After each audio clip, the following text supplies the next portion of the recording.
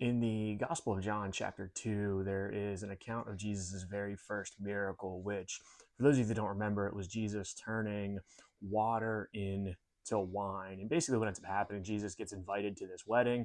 While he's at the wedding, the host of the wedding ends up running out of wine, which is it's a huge ordeal back in the first century.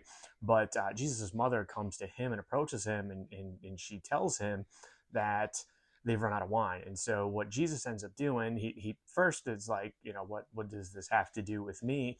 But immediately Jesus does go and fix the problem of having no wine. And the way that he does this is he tells these servants who are working at this wedding feast to go and fill these big jars with water. And when he tells them to fill them up, what's really interesting about this is he tells them to fill them all the way to the brim.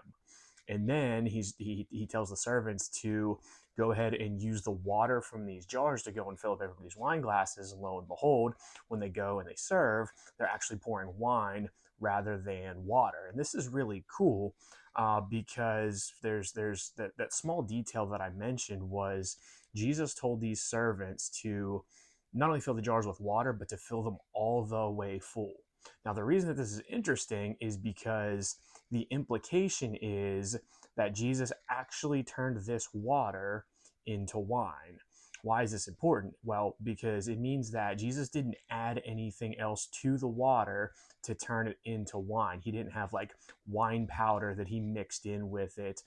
Jesus didn't like have some wine concentrate that they poured water on top of to make some sort of version of watered down wine, but actually legit well water that was completely transformed into something else. Now, what's really cool about this, what's a really neat theological point, is this is the exact same miracle that is first performed in every single person that believes in Jesus, right? We are dirty, we're not clean, we're not righteous, and then Jesus does a complete transformation in us, which is, again, it's very, very much the same as Jesus transforming this water into wine.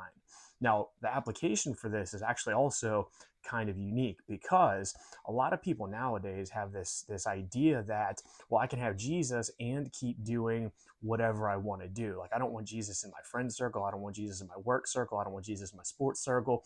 But the truth of the matter is, if you're a legitimate and true follower of Jesus, then you will allow him to completely transform you, not just be an additive to an already busy life, or not just be someone that you can call on when something else is missing.